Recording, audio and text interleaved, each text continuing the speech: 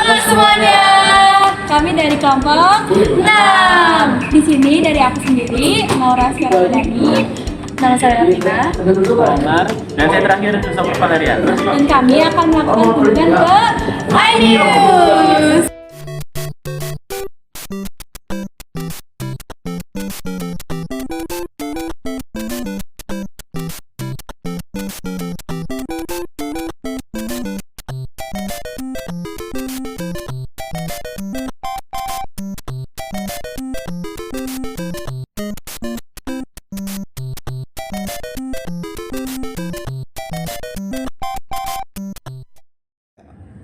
Assalamualaikum warahmatullahi wabarakatuh. Selamat malam Ibu, kami dari perwakilan dari BINUS izin mewawancarai Ibu. Sebelumnya kami ingin tahu Ibu di sini sebagai apa Ibu? Oke, selamat malam teman-teman dari BINUS. Perkenalkan saya Sumia Deni, bisa dipanggil Ibu Deni atau Mbak Deni gitu ya. Saya saat ini bertanggung jawab sebagai wakil pemimpin redaksi iNews dan 3 TV, RCTI, MNC TV dan GTV. Oke, berarti Ibu saat ini sebagai wakil redaksi. Kira-kira profil dari iNews itu bagaimana ya? Oke, teman-teman, jadi iNews itu TV berita di Indonesia dan dari tahun 2008 itu iNews bernama Sun TV, kemudian berubah jadi Sindo TV dan akhirnya sekarang bernama iNews TV. TV berita, jadi fokusnya itu dari 24 jam, kita menyiarkan 18 jam lebih berita. Selain itu ada olahraga, ada infotainment. Dan alhamdulillahnya sekarang rating share-nya itu baik, tinggi. Jadi iNews sebagai TV berita nomor 1 di Indonesia, teman-teman. Oke, untuk tantangan itu sendiri Bu, kira-kira apakah iNews itu mengalami tantangan dan apakah itu berpengaruh kepada opini publik atau justru tidak? Ya, teman-teman tahu sendiri ya, saat ini kan media digital gitu ya, banjir menyerbu gitu, jadi tsunami informasi. Teman-teman mungkin saya rasa pasti nggak pernah nonton TV di rumahnya gitu ya, dan yang lainnya juga. Jadi karena ada perubahan perilaku pemirsa yang tadinya nonton TV sehari-hari di rumah jadi gadget, jadi based on gadget gitu ya. Berita-berita pasti teman-teman lihat dari TikTok, dari IG, dari YouTube gitu ya. Jadi tentunya itu menjadi tantangan buat kita supaya bagaimana berita kita tetap dinikmati oleh pemirsanya, baik yang usianya tua sampai yang gen alpha dan anak-anak gitu ya. Gimana caranya? Jadi berita kita itu dicuplik, upload di YouTube, di Instagram, di TikTok seperti itu. Jadi kan teman-teman pasti lihat tahu informasi dari sosial media. Ya. Itu sih jadi tantangan kita gimana supaya berita kita tuh nggak yang jadul, jadi tetap fresh dengan grafik-grafik yang kekinian. Beritanya nggak panjang. Kalau dulu mungkin zaman saya berita tuh ada 3 menit, 2 menit kan orang capek nonton TikTok. Sekarang anak-anak kan scroll TikTok cepet, orang maunya cepet, scroll. Jadi berita itu hap, jadi pace-nya cepet. Tantangan jadi kita bikin seperti itu supaya ditonton pemirsa dan menarik. Oke, berarti untuk tantangannya berarti itu dari penontonnya itu sendiri. Ya, format beritanya dan gaya penyajian beritanya itu tantangannya supaya kita tetap up to date dan digitalisasi, jadi adaptif gitu.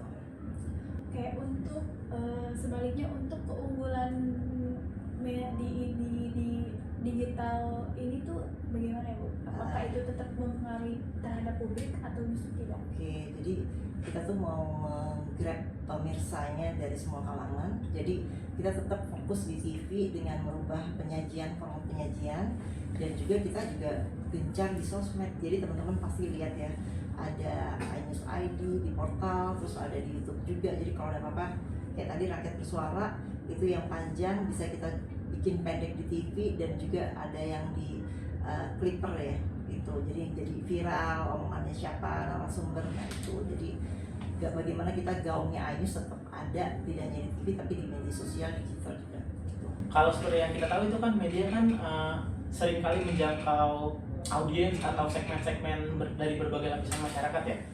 Kalau iNews tuh kira-kira bagaimana cara menjangkau segmen-segmen itu? Oke, dengan berita-berita yang tentunya kita lihat, oh ini ada berita viral nih, berita viral yang misalnya ini pasti nih digemari sama Gen Z atau milenial Gen Z lah sekarang kan banyak penontonnya.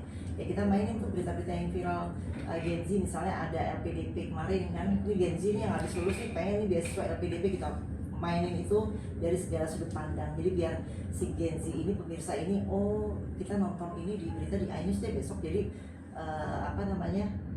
cari informasi pasti di iNews. Jadi kayak berita-berita yang paksanya Gen Z kayak gitu. Terus udah itu yang viral-viral lain, misalnya ada apa ya YouTuber apa gitu yang sukses, kita beritakan gitu. Jadi selain kebutuhan pemirsa kayak misalnya harga cabai naik kayak gitu-gitu, tetap kita beritain. Jadi kita menyasar semuanya biar semua pemirsa itu cari informasi, cari berita yang tepat, yang akurat ya di iNews. Kan kalau kita tahu kan iNews sekarang kan banyak ini topik-topiknya yang disiarin kayak politik biasa, terus juga travel sama otomotif. Nah, kalau menurut Mbak itu main topiknya iNews apa ya? Kalau main topik berita ya bisa politik, hukum, ekonomi, tapi juga ada olahraga, ada travel, dan itu sih porsinya mungkin lebih banyak berita yang politik, ekonomi, sosial. Olahraga kita ada iNews Sport. Tapi kalau kayak travel itu menyesuaikan, kayak misalnya di liburan, musim sekolah libur, kita main tuh wisata-wisata gitu. Kuliner juga main, tapi kita tetap bobotnya beratnya ya di berita, di politik, di ekonomi, sosial. Jadi apakah advertising yang dilakukan iNews ini itu berkaitan dengan fokus dan bidangnya pada bidangnya? Ya. Kalau untuk advertising biasanya kita ada kayak berbayar gitu ya, ada berita berbayar atau brand ya. Ini masuknya misalnya ada program, ini ada brand Aqua seperti air mineral gitu. Oh dia maunya nge-branding, mungkin kemarin ada kejadian ya yang kurang baik gitu ya, misalnya ada sidak terus orang jadi takut nih, bener nggak nih Aqua nih aman nggak dikonsumsi. Nah dia akhirnya mengeluarkan biaya promosi lebih di televisi, misalnya oh saya mau nih selama tayangan iNews siang ini Aquanya misalnya satu brand ini muncul di layar, mungkin di meja siaran, meja utama, atau ada botol air mineralnya, atau ada di belakang plasma yang looping. Nah itu bisa, dari itu semua tergantung dari programnya apa. Kalau siang itu ada rate-nya, kalau prime time lebih mahal lagi kayak gitu. Apa sih yang biar bisa menarik penonton Gen Z untuk menonton berita? Mungkin kita lihat misalnya Gen Z ini lagi apa nih, demam apa, padel misalnya. Wah Gen Z sekarang lagi demam padel, ya udah kita bikinlah berita padel itu, tapi yang positif, bukan yang negatif, bukan yang mengganggu tetangga, tapi lebih ke sebenarnya padel yang misalnya manfaatnya bagi tubuh apa sih, atau tips buat bisa padel cepat bisa padel atau berprestasi dan lain sebagainya. Jadi kita lihat dulu nih, kita riset. Jadi setiap bikin berita tentu pasti yang pertama riset.